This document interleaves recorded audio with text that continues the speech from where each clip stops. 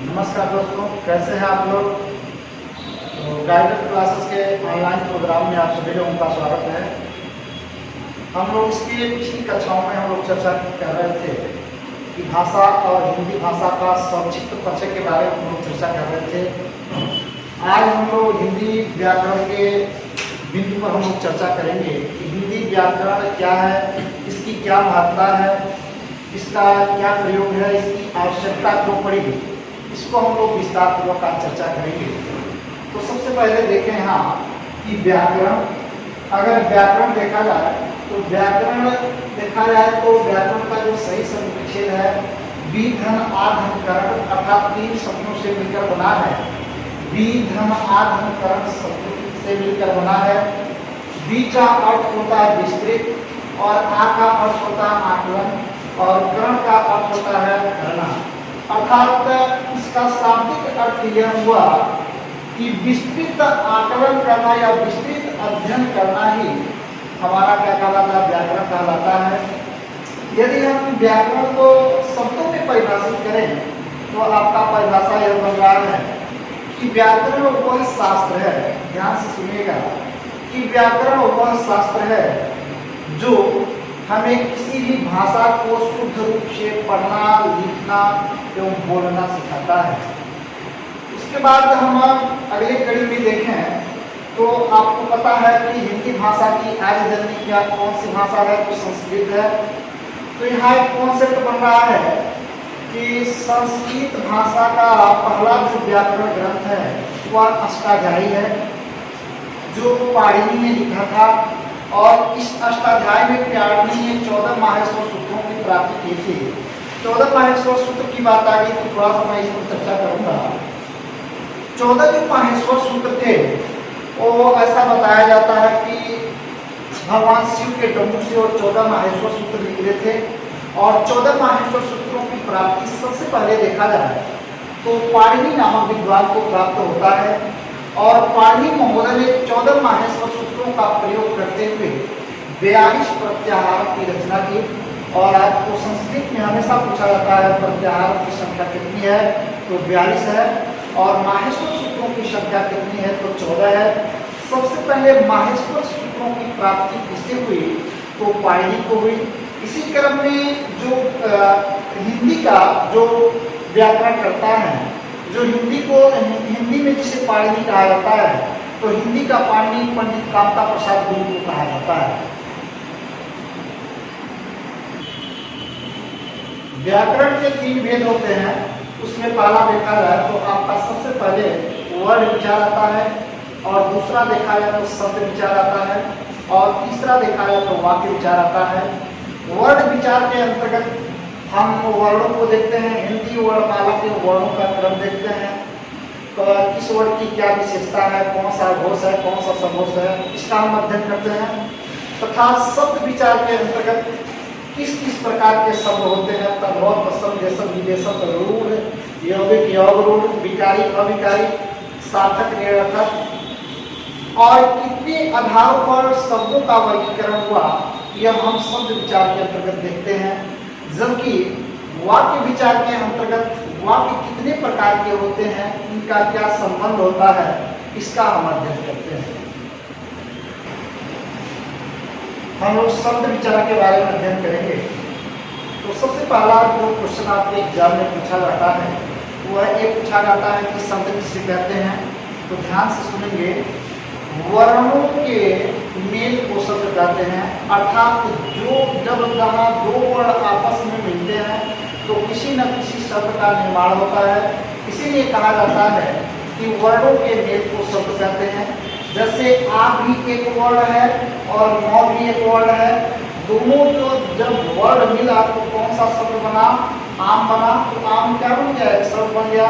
इसीलिए कहा जाता है वर्णों के मेल को शब्द कहते हैं। अब देखा जाए तो आपके एग्जाम में यह बात का क्वेश्चन बनता है कि शब्दों का वर्गीकरण कितने आधारों पर किया गया है। तो ध्यान से सुनेंगे, शब्दों का वर्गीकरण देखा जाए तो 4 आधारों पर हुआ है।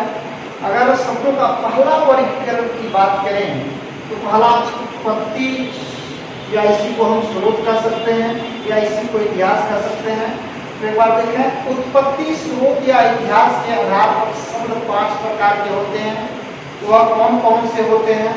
यहाँ देखेंगे, आपका पहला तत्सम होता है, तत्सम शब्द, और आपका दूसरा जो होता है तद्भव शब्द कहलाता है, और आपका जो तीसरा है ये आपका देशज, और चौथा आपका विदेशज, और पांचवा जो है आपका संकर कहलाता है। इसके बारे में, पांचों के बारे में अभी हम लोग विस्तार पूर्वक चर्चा करेंगे। उसके बाद जो शब्द का जो दूसरा वर्गीकरण आया वह रचना, बनावट या व्युत्पत्ति के आधार पर शब्दों का वर्गीकरण हुआ। रचना, बनावट या व्युत्पत्ति के आधार पर शब्द 3 प्रकार के होते हैं। उसमें पहला देखा जाए तो पहला जो शब्द होता है रचना के आधार पर उसे हम रूढ़ शब्द कहते हैं, और जो दूसरा होता है उसे हम यौगिक कहते हैं, यौगिक शब्द, और जो तीसरा होता है उसे हम योगरूढ़ शब्द कहते हैं। अभी हम लोग इन तीनों के बारे में भी विस्तार पूर्वक चर्चा करेंगे कि रूढ़ शब्द क्या होता है, यौगिक शब्द क्या होता है, और योगरूढ़ क्या होता है। इसका हम विस्तार पूर्वक चर्चा करेंगे। उसके बाद से जो शब्दों का वर्गीकरण हुआ, और तीसरा शब्द का वर्गीकरण अर्थ के आधार पर शब्द देखा जाए तो 2 प्रकार के होते हैं। यह कौन कौन सा होता है? पहला होता है सार्थक शब्द, अर्थ के आधार पर सार्थक शब्द, और दूसरा आपका होता है निरर्थक शब्द।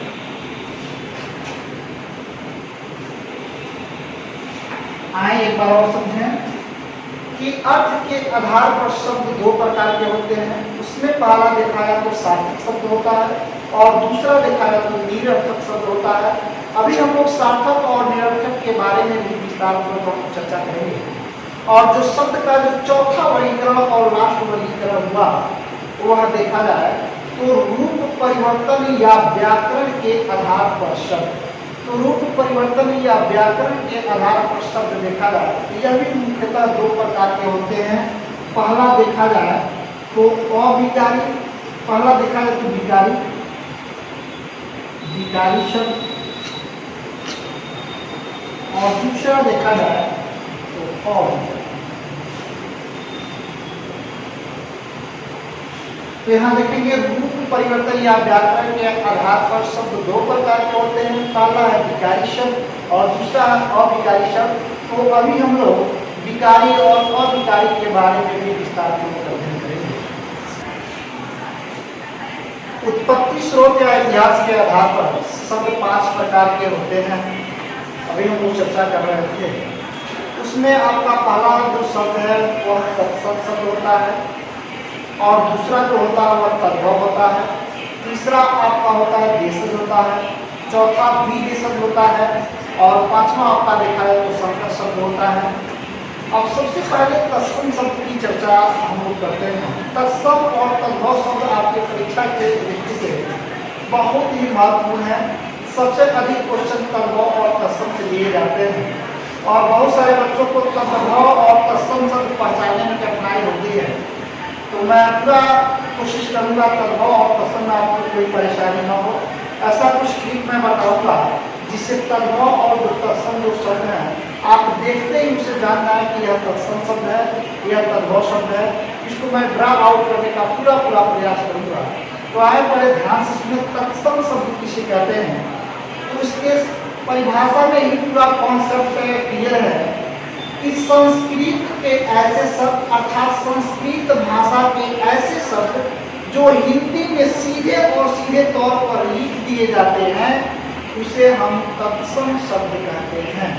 जैसे यदि हम बात करें, जैसे अगर यहाँ लिख दिया जाए अग्नि, अग्नि, अग्नि देखा जाए तो संस्कृत का शब्द है।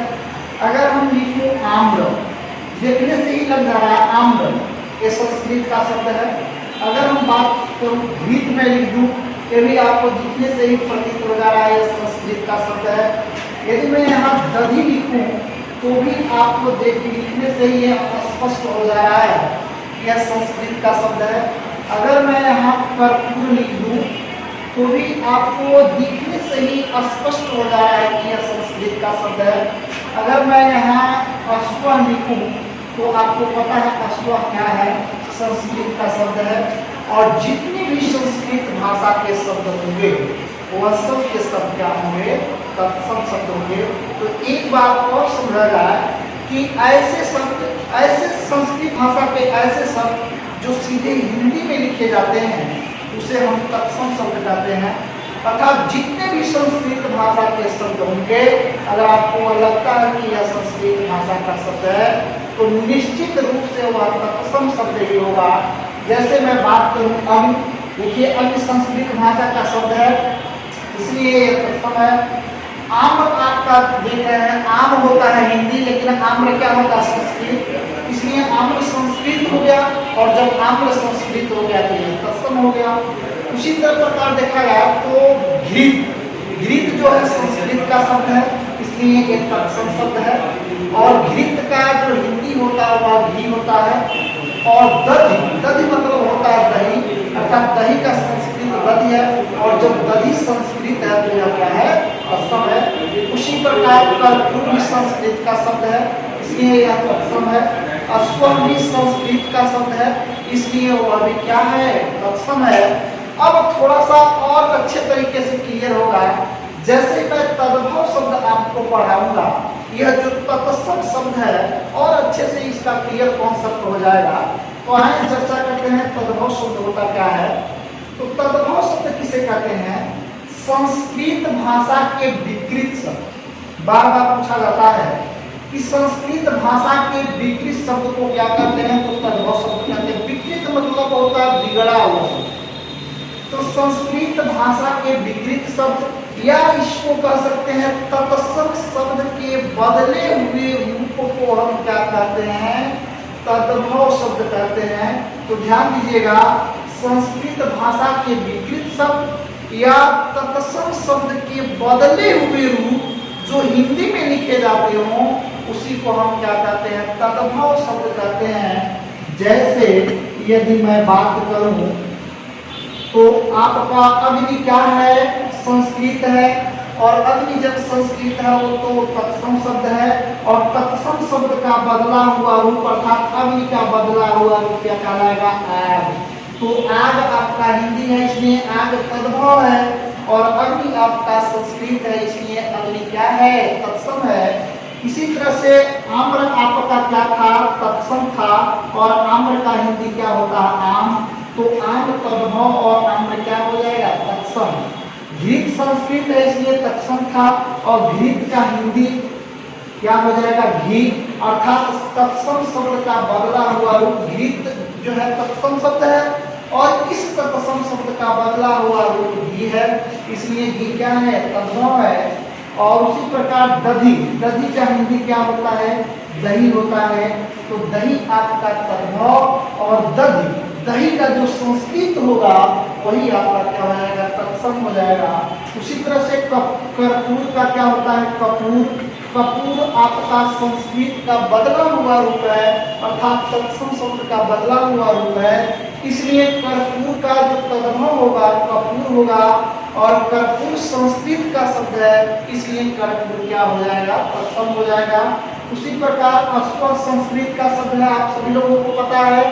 और अश्व जब संस्कृत भाषा का शब्द है तो यह तत्सम होगा।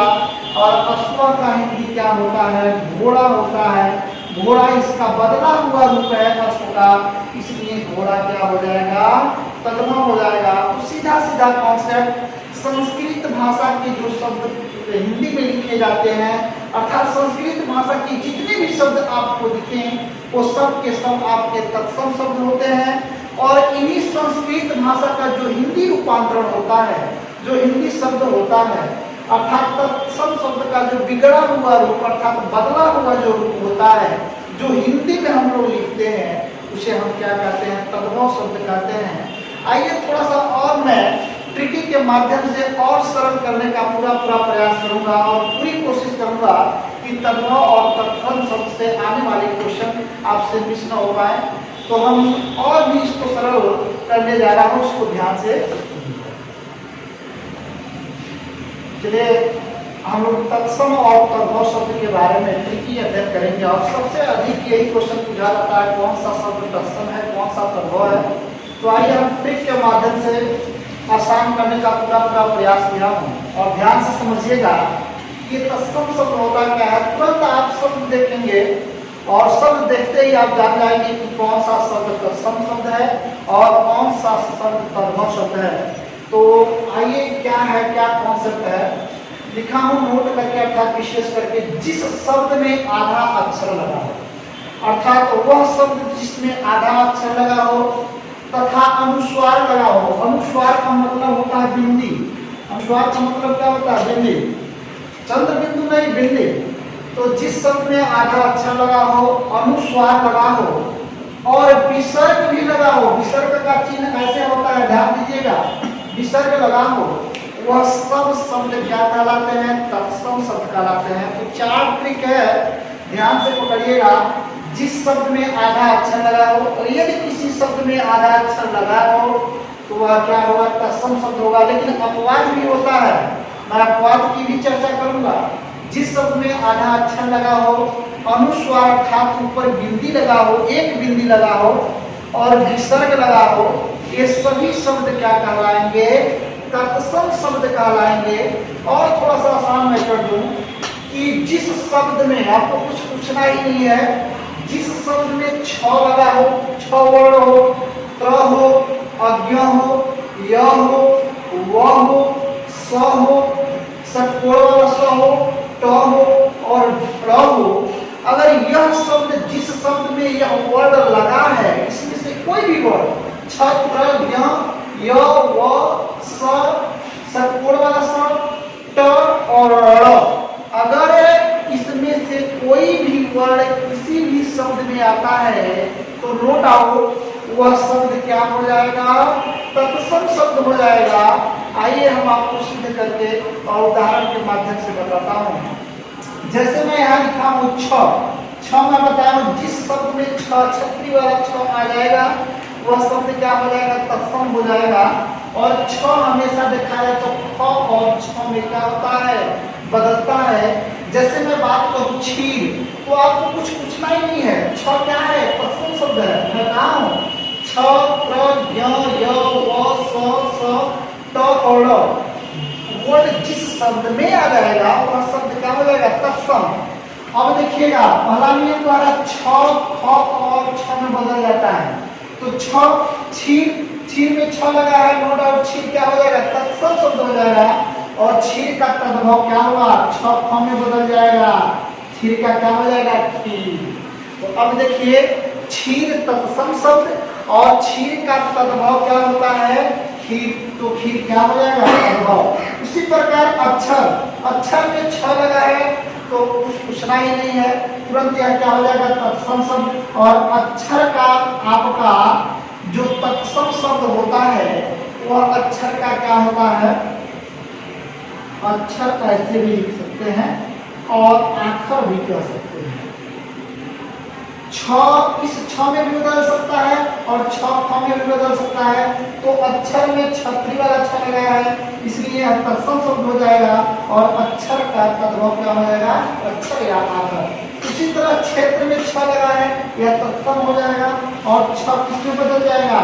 ख में। तो क्षेत्र का क्या हो जाएगा? खेत। तो क्षेत्र तत्सम और खेत क्या हो जाएगा? तद्भव हो जाएगा। उसी तरह से यहाँ भी छ लगा है और जब छ लगा तो यह क्या है? तत्सम। तो अक्ष और छ किसमें बदलेगा? ख में। तो अक्ष का क्या होता है? आंख होता है। तो अक्ष आपका संस्कृत का शब्द है, इसलिए यह तत्सम है। यह अक्ष में छ लगा है, इसलिए यह तत्सम है। और अक्ष का जो हिंदी होता है वह आंख होता है और छ था तो ख में बदल गया और ख और छ जिस शब्द में लगा रहेगा वह क्या हो जाएगा? तत्सम। तो अक्ष तत्सम और आंख क्या हो जाएगा? तद्भव हो जाएगा। उसी तरह से अछोट छ लगा है, यह तत्सम शब्द है और दिखने से प्रतीत हो रहा है कि जो अछोट है वह संस्कृत का शब्द है, इसलिए अछोट क्या हो जाएगा, तत्सम हो जाएगा। और इसको बदल दीजिए, अछोट का क्या हो जाएगा, अखरोट। अछोट का क्या होता है हिंदी, अखरोट। तो आपने देखा कि जिस शब्द में छ लगा हो वह क्या हो जाएगा, तत्सम शब्द हो जाएगा। और छ जब बदलेगा तो ख और छ में बदल जाएगा, अर्थात जिस शब्द में ख और छ लगा हो वह क्या हो जाएगा, तद्भव हो जाएगा। तो क्षीर का तत्सम, क्षीर तद्भव तत्सम, और खीर क्या हो जाएगा, तद्भव। अक्षर आपका तत्सम और ये आखर है, और एक अक्षर क्या हो जाएगा, तद्भव। उसी तरह से क्षेत्र तत्सम और खेत तद्भव। अच्छी तत्सम आंख क्या हो जाएगा, तद्भव। अछोट तत्सम और अखरोट क्या हो जाएगा, तद्भव। आइए दूसरा नियम यह कह रहा है कि जिस शब्द में वो आ जाए, यहाँ देखिएगा वो, जिस शब्द में वो आ जाए वह तत्सम शब्द होता है, और वो किसमें बदल जाता है, वो में बदल जाता है। और जब वो आ जाएगा तो वह क्या हो जाएगा, तद्भव हो जाएगा। तो वानर, वाह आ गया, तो वो आ गया क्या है, तत्सम। यहाँ भी देखिए वधु में भी वो तत्सम, विवाह में भी वो तत्सम हो जाएगा। वो तो मेरी वो ये भी तत्सम हो जाएगा। उद्वर्तन में भी वो, यह भी क्या हो जाएगा, तत्सम हो जाएगा। आइए इसका तद्भव देखते हैं। वो का किसमें बदल जाएगा, वो। तो वानर का क्या होता है, बंदर। तो आपको पता है वानर तत्सम और बंदर क्या हो जाएगा, तद्भव हो जाएगा। उसी तरह से वधु, वधु का क्या हो जाएगा, बहू। उसी प्रकार से विवाह, विवाह का क्या हो जाएगा, वो किसमें बदल जाएगा, वो में, ब्याह हो जाएगा। विवाह क्या हो जाएगा, ब्याह। तो विवाह तत्सम और ब्याह क्या हो जाएगा, तद्भव हो जाएगा।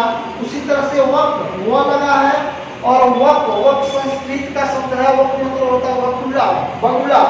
तो यहाँ देखिएगा वो, तो यह तत्सम हो जाएगा, और वक का क्या हो जाएगा, बगुला। यहाँ उद्वर्तन वेरी वेरी इंपॉर्टेंट, बहुत बार पूछा गया है ये शब्द कि उद्वर्तन, उद्वर्तन का तत्सम शब्द क्या होगा। तो उद्वर्तन का तत्सम शब्द उबटन होता है। क्या होता है, उबटन। बहुत ही इंपॉर्टेंट है, एक अधिकतर बार क्वेश्चन आया हुआ है। उद्वर्तन आपका तत्सम शब्द है और उबटन क्या है, तद्भव शब्द है। तो उद्वर्तन तत्सम और उबटन क्या है, तद्भव शब्द है। आइए अगला जो नियम यह कह रहा है कि ये जो बड़ा स है, अगर किसी शब्द में आ जाए, अगर किसी शब्द में बड़ा स आ रहा है तो वह शब्द क्या हो जाएगा, तत्सम हो जाएगा। यदि बड़ा स छोटे स में परिवर्तित हो जाता है तो वह क्या हो जाएगा, तद्भव हो जाएगा। जैसे श्यामल का क्या हो जाएगा, अब यह वाला स बड़ा स किसमें बदल जाएगा, छोटा वाला स में। श्यामल का सांवला होता है, क्या होता है, सांवला होता है। श्वशुर, श्वशुर को इस तरह से लिखा जाता है, ससुर। जब ससुर में बड़ा स लगा रहता है तो वह तत्सम कहलाता है, और जब यह ससुर छोटे स से प्रारंभ होता है तो यह क्या हो जाएगा, तद्भव कहलाएगा। दर्शन, दर्शन में बड़ा स लगा है, नो डाउट जब बड़ा स है तो वह क्या हो जाएगा, तत्सम शब्द हो जाएगा। और इसी दर्शन को यदि हम ऐसे लिखें दर्शन, तो यह क्या हो जाएगा, तद्भव हो जाएगा। उसी प्रकार से सुंड, सुंड को यदि हम छोटा सा से लिख दें इतना सुंड, तो यह क्या हो जाएगा, तद्भव शब्द हो जाएगा। तो ध्यान दीजिएगा, श्यामल आपका तत्सम, जबकि श्यामला तद्भव। ससुर ऐसे बड़ा सा से प्रारंभ होगा तो वह तत्सम, और ससुर क्या हो जाएगा, तद्भव। दर्शन आपका तत्सम और यह दर्शन आपका तद्भव।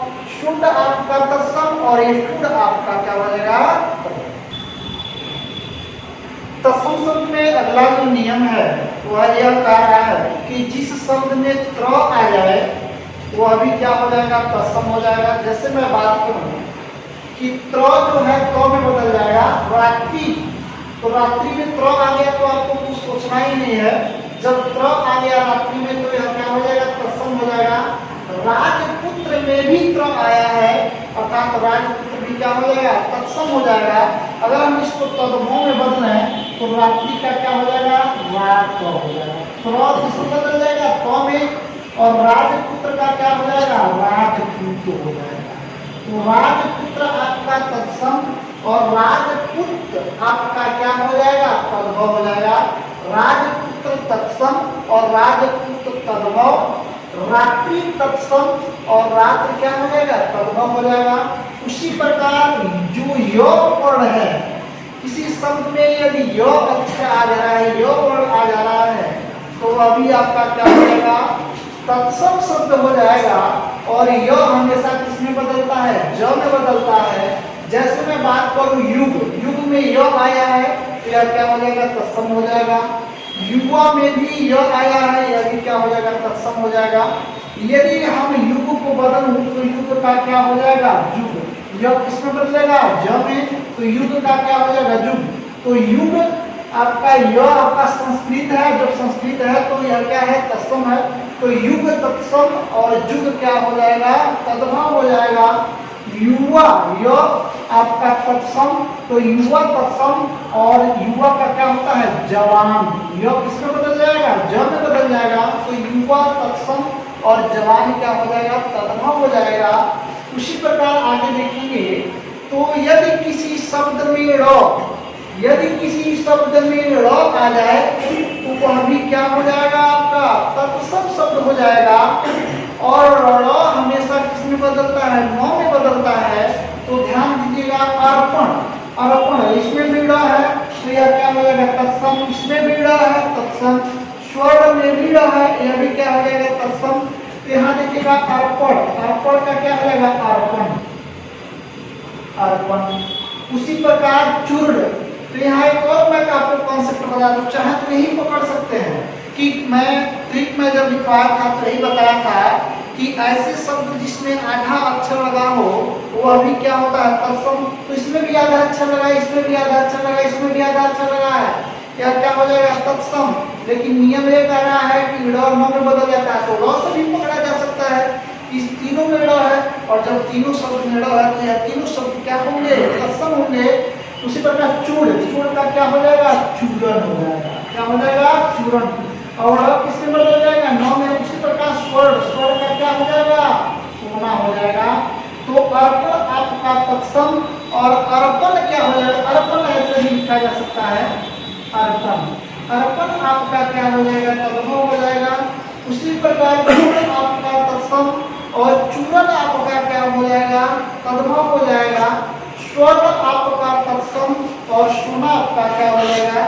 तद्भव हो जाएगा। एक ही निचोड़ मिला कि जितने भी संस्कृत के शब्द हैं वह सब के शब्द तत्सम शब्द हैं, और संस्कृत शब्द का जो हिंदी रूपांतरण होता है वही आपका क्या कहलाता है? तद्भव। जैसे देख सकते हैं अर्पण संस्कृत का शब्द है और अर्पण का हिंदी अर्पण होता है, इसलिए हिंदी वाला जो शब्द होगा वह तत्सम हो जाएगा और संस्कृत वाला शब्द क्या हो जाएगा? संस्कृत वाला शब्द तत्सम हो जाएगा और हिंदी वाला शब्द क्या हो जाएगा? तद्भव हो जाएगा। चूर्ण जो है वह संस्कृत का शब्द है, इसलिए यह तत्सम हो जाएगा। और चूर्ण का जो हिंदी होता है वह चूरण होता है, इसलिए चूरण क्या हो जाएगा? तद्भव हो जाएगा। उसी प्रकार स्वर्ण होता है, स्वर्ण संस्कृत का शब्द है, इसलिए स्वर्ण तत्सम शब्द हो जाएगा। और स्वर्ण का हिंदी क्या होता है? सोना। तो सोना आपका संस्कृत का हिंदी बना, इसलिए सोना आपका क्या हो जाएगा? तद्भव। और स्वर्ण क्या हो जाएगा? तत्सम। आगे देखें तो अगला जो नियम यह कह रहा है कि जो ट है, टमाटर वाला ट, यहाँ देखिएगा जिस शब्द में ट वर्ण लगा हो, ट, जिस शब्द में ट लगा हो वह भी शब्द क्या हो जाएगा? तत्सम शब्द हो जाएगा। और ट हमेशा किसमें बदलता है? ड़ में बदलता है। जैसे मैं बात करूं परपट, ट लगा है, यह तत्सम हो जाएगा। कटु में भी ट लगा है, यह भी तत्सम हो जाएगा। कपाट में भी ट लगा है, यह भी तत्सम हो जाएगा। और यह दिखने से ही लग रहा है कि यह संस्कृत भाषा का शब्द है, इसलिए यह क्या हो जाएगा? आपका तत्सम शब्द हो जाएगा। अब करपट को बदलिए, तो किसमें बदल जाएगा? ड़ में। करपट का मतलब क्या होता है? कपड़ा होता है, तो करपट तत्सम और कपड़ा क्या हो जाएगा? तद्भव। कटु, कटु का मतलब होता है कटु वचन, मतलब कड़वा वचन। यहाँ देखिए कटु आपका संस्कृत का शब्द है, इसलिए तत्सम, और कड़वा आपका हिंदी का शब्द है, इसलिए क्या हो जाएगा? तद्भव हो जाएगा। उसी प्रकार कपाट, कपाट यहाँ देखा जाए तो कपाट का यह संस्कृत है कपाट, कपाट का हिंदी क्या होता है? किवाड़ होता है। क्या होता है? किवाड़ होता है। और पट मतलब भी क्या होता है? दरवाजा होता है।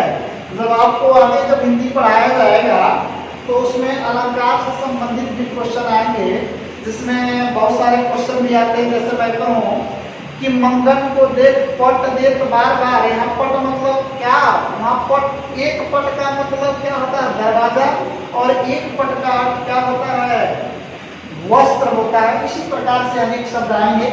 अब देखा जाए तो अगला जो नियम कह रहा है कि जिस शब्द पर अनुस्वार अर्थात यह एकमात्र बिंदी लगा हो वह शब्द क्या हो जाएगा तत्सम शब्द हो जाएगा, और जिस शब्द में चंद्र बिंदु लगा हो वह क्या हो जाएगा तद्भव शब्द हो जाएगा।